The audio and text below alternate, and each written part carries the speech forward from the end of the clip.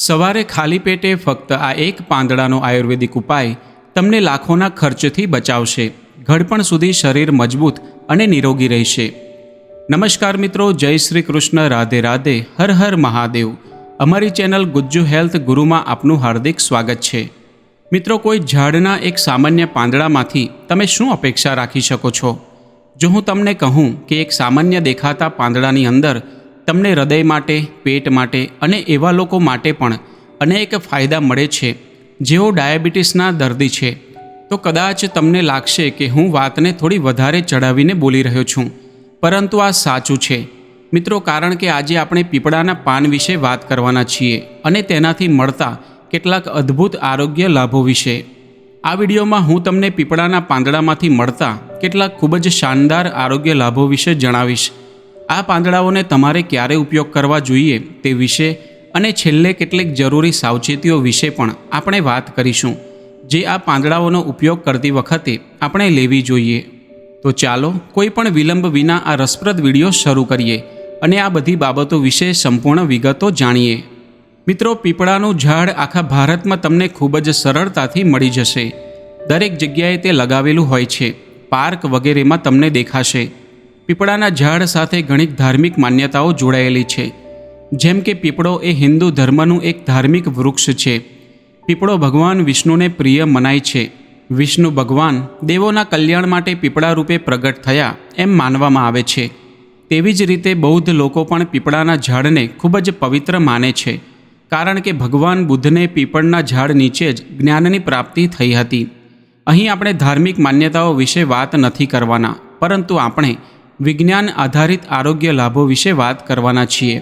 પીપળાના પાંદડા, છાલ અને ફળ આ ત્રણેય વસ્તુઓ ઔષધીય લાભો ધરાવે છે, પરંતુ અહીં આ વિડીયોમાં આપણે ફક્ત તેના પાંદડાઓ વિશે વાત કરીશું અને તે પણ ફક્ત ઉકાળીને પીવાથી મળતા ફાયદા વિશે. મિત્રો, વિડીયોમાં આગળ વધતા પહેલાં હે માતા લક્ષ્મી, તમારી પાસે હાથ જોડીને વિનંતી છે કે આ વિડીયોને જે કોઈ લાઈક કરીને કોમેન્ટમાં સાચા મનથી જય માં લક્ષ્મી લખે, તેમના જીવનમાં ક્યારેય દુઃખ અને દર્દ ન આવે અને તેમનું સ્વાસ્થ્ય હંમેશા નિરોગી રહે. મિત્રો, આ વિડીયો ખૂબ જ માહિતીપ્રદ થવાનો છે, તેથી વિડીયોને સ્કીપ કર્યા વિના અંત સુધી જરૂર જુઓ. પીપળાના પાંદડાઓનો પહેલો ફાયદો તમને પાચન આરોગ્ય માટે મળે છે. પીપળાના પાંદડાઓને ઉકાળીને પીવાથી તમારું પાચન તંત્ર સુધરે છે. આયુર્વેદમાં તો મિત્રો હજારો વર્ષોથી આ ઉપાયનો ઉલ્લેખ છે, પરંતુ હવે આખરે આધુનિક વિજ્ઞાન પણ તેની સાથે સહેમત છે. સંશોધનમાં જાણવા મળ્યું છે કે પીપળાના પાંદડાઓમાં કેટલાક મહત્વપૂર્ણ એન્ઝાઇમ્સ અને ઘણા બધા વોલેટાઇલ કમ્પાઉન્ડ્સ હોય છે, જે તમારી અંદર કબજિયાત દૂર કરે છે, ગેસ્ટ્રિક અલ્સરને મટાડે છે અને ઝાડા કે પેટની બીમારીની સમસ્યાને પણ ઘણી હદ સુધી ઠીક કરી શકે છે. તો જો તમારું પેટ નબળું છે અને આવી પરેશાનીઓ તમને રહેતી હોય, તો તમે પીપળાના પાંદડાઓને ઉકાળીને તેની ચા પીવાનું શરૂ કરો. તેનાથી તમને ઘણી રાહત મળશે. બીજો ફાયદો તમને હૃદય માટે મળે છે. પીપળાના પાંદડાઓની ચા બનાવીને પીવાથી ખરાબ કોલેસ્ટ્રોલ ઓછું થાય છે, બ્લડ પ્રેશર નિયંત્રણમાં રાહત મળે છે અને નસોમાં થતી બળતરા અને ફ્રી રેડિકલ્સ નુકસાનને પણ તે અટકાવે છે. આ બધી બાબતોની સંયુક્ત અસર એ થાય છે કે તમારા હૃદયની બીમારીઓ જેમ કે બ્લોકેજ, હાર્ટ એટેક વગેરે થવાનું જોખમ ઓછું થાય છે.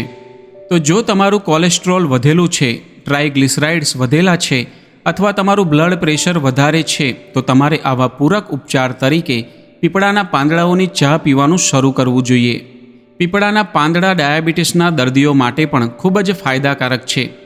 વૈજ્ઞાનિક સંશોધનમાં હવે આ બાબત પણ સાબિત થઈ ગઈ છે કે પીપળાના પાંદડાઓમાં હાઇપોગ્લાયસેમિક ગુણ હોય છે અને આ ગુણના કારણે તમારામાં ડાયાબિટીસની શુગર એટલે કે વધેલી શુગર ઓછી થવા લાગે છે અને ડાયાબિટીસ નિયંત્રણમાં આવવા લાગે છે.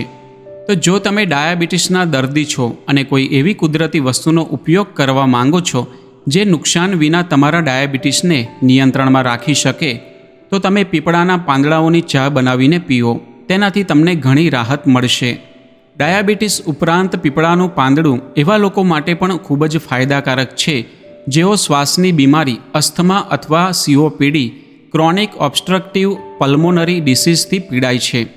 તો જો કોઈને અસ્થમા છે અથવા બીડી સિગારેટના કારણે શ્વાસ નળીમાં કફ જામે છે, શ્વાસ લેવામાં તકલીફ થાય છે તો પીપળાના પાંદડાઓમાં રહેલા એક્સપેક્ટોરન્ટ ગુણના કારણે ફેફસામાં જામેલો કફ સાફ થવા લાગે છે અને શ્વાસ લેવામાં સરળતા થાય છે. પીપળાના પાંદડા શરીરને ડિટોક્સ પણ કરે છે. મિત્રો, આપણા શરીરમાં અને લોહીમાં જે હાનિકારક ઝેરી તત્વો જામી જાય છે, પીપળાના પાંદડા તેને શરીરમાંથી બહાર કાઢવાનું કામ કરે છે, જેથી શરીર અને આપણું લોહી બંને શુદ્ધ થાય છે. મિત્રો, જેમ તમે જાણો છો કે આપણા શરીરમાં વિવિધ ચયાપચયની પ્રક્રિયાઓના પરિણામે કેટલીક હાનિકારક વસ્તુઓ પણ ઉત્પન્ન થાય છે. કેટલીક એવી વસ્તુઓ પણ ઉત્પન્ન થાય છે જે આપણા માટે નુકસાનકારક હોય છે.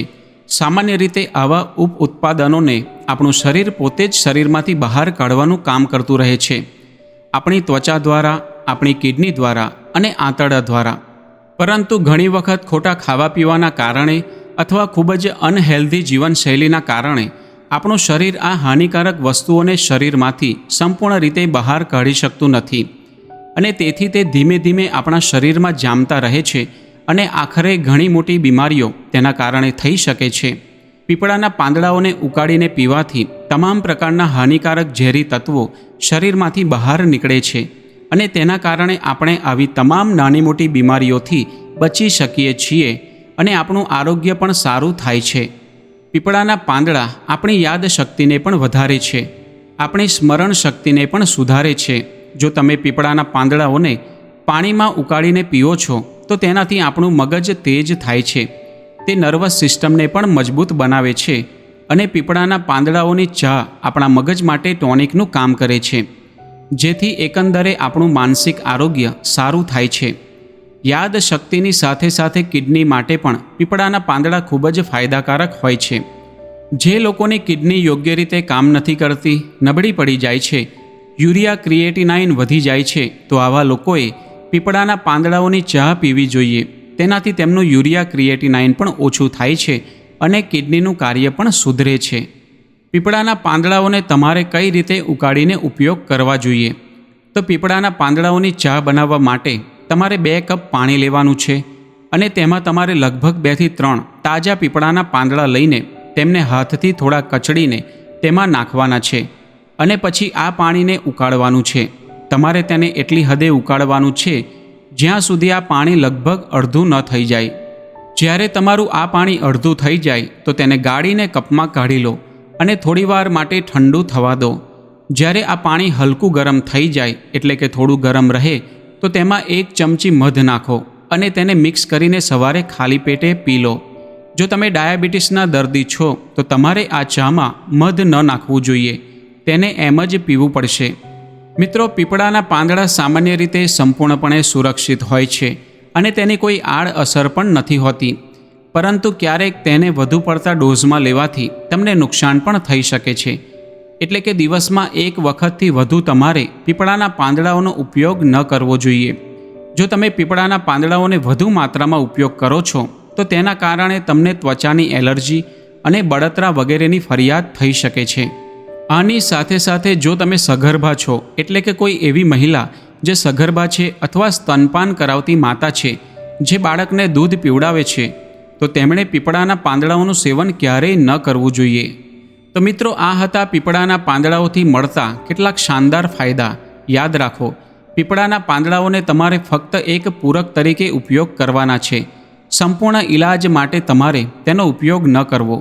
જો તમને કોઈ ગંભીર સમસ્યા છે તો તમારા ડૉક્ટરની સલાહ લઈને તેનો યોગ્ય ઈલાજ કરાવવાનું પણ ભૂલશો નહીં. તો મિત્રો, આજના વિડીયોમાં બસ આટલું જ. જો વિડીયો ગમ્યો હોય તો વિડીયોને લાઇક કરો, શેર કરો અને અમારી ચેનલ ગુજ્જુ હેલ્થ ગુરુને સબસ્ક્રાઇબ જરૂર કરો. સાથે જ બેલ નોટિફિકેશનને ઓલ પર સેટ કરી દો, જેથી આગલો વિડીયો સૌથી પહેલાં તમારી પાસે આવે. અને કોમેન્ટ બોક્સમાં રાધે રાધે જરૂર લખો. વિડીયોમાં અંત સુધી જોડાવા બદલ આપ સૌનો ખૂબ ખૂબ આભાર. હેલ્ધી રહો, હસતા રહો.